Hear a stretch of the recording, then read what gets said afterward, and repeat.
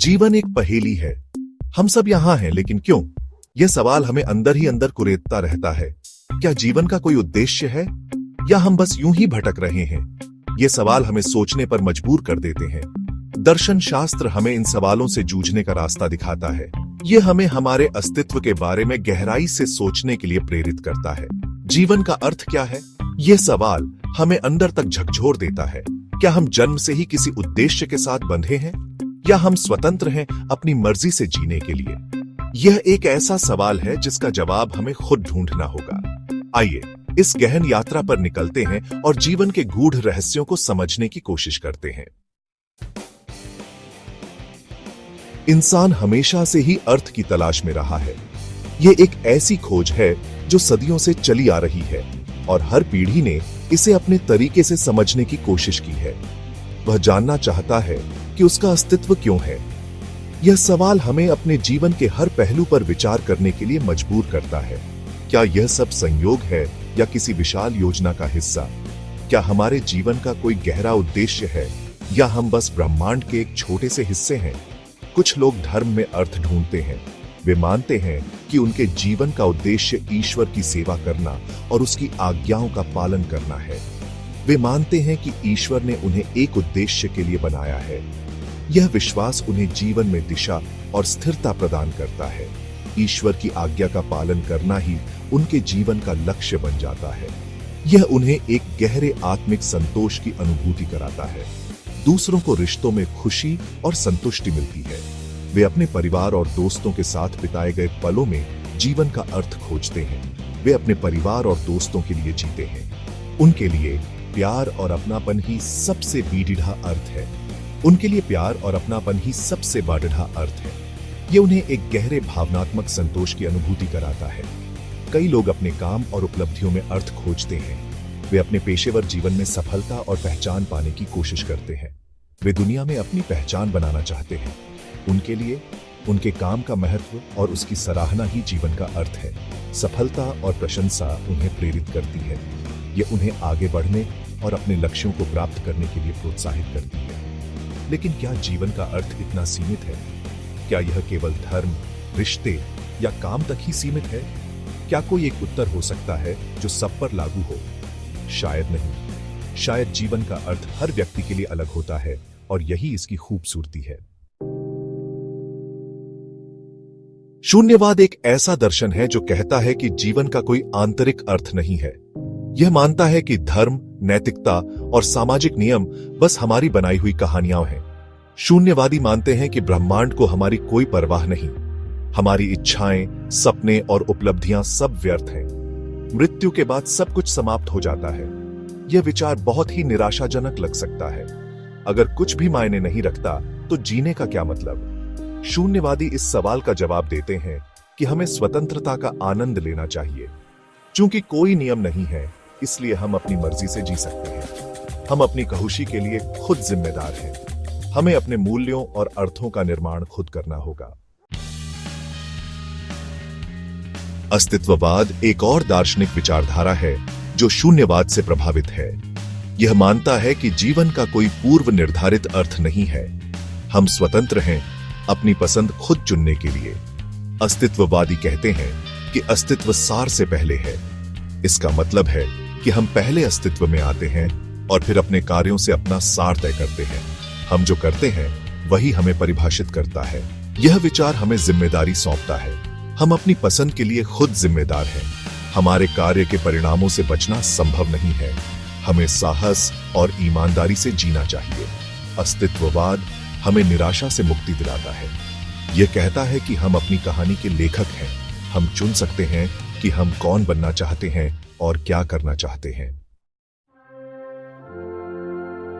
Frederick Nietzsche एक प्रसिद्ध German दार्शनिक थे जिन्होंने शून्यवाद और अस्तित्ववाद को बहुत प्रभावित किया।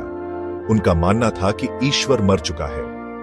नीत्शे का कहना था कि आधुनिक विज्ञान और तर्क ने धर्म को अप्रासंगिक बना दिया है।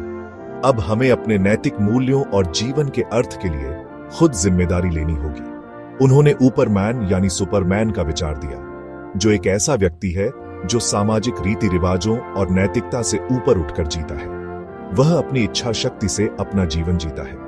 नीत्शे के विचारों ने बहुत विवाद और बहस को जन्म दिया। कुछ लोगों ने उन्हें नैतिकता विरोधी बताया तो कुछ ने उन्हें आधुनिक विचारक माना।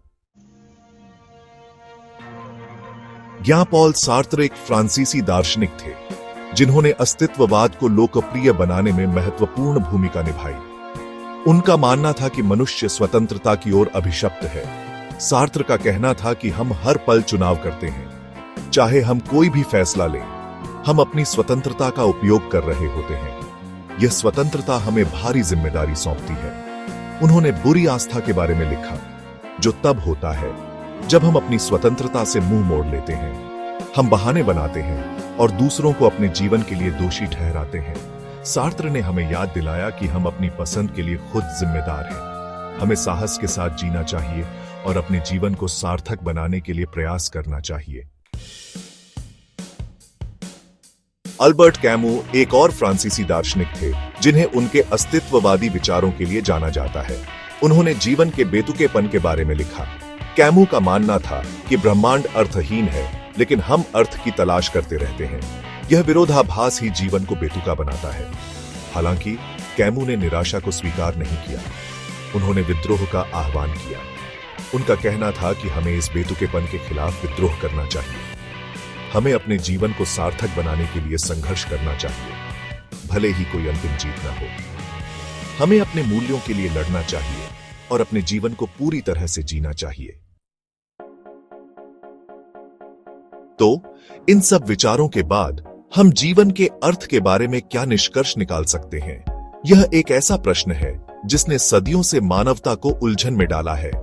शायद कोई एक सही जवाब नहीं है। हर व्यक्ति के लिए जीवन का अर्थ अलग हो सकता है। हमें यह स्वीकार करना होगा कि जीवन अनिश्चित और रहस्यमय है।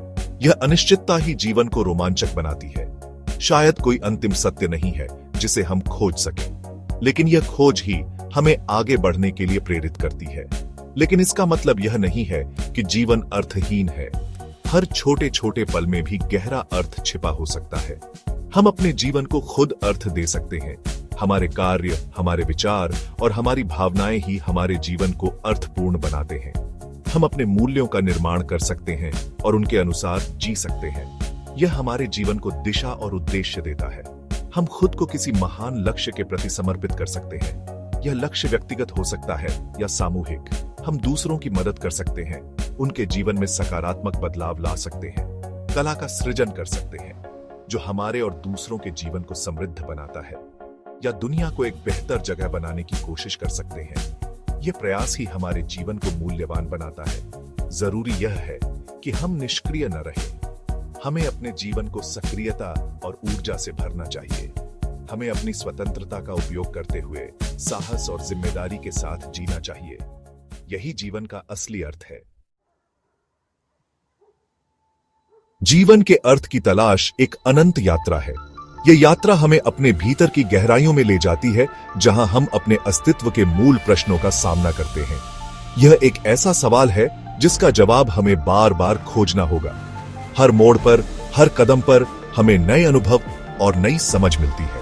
हर दिन, हर पल हमें खुद से पूछना होगा कि हम क्या करना चाहते हैं, हम कौन बनना चाहते हैं।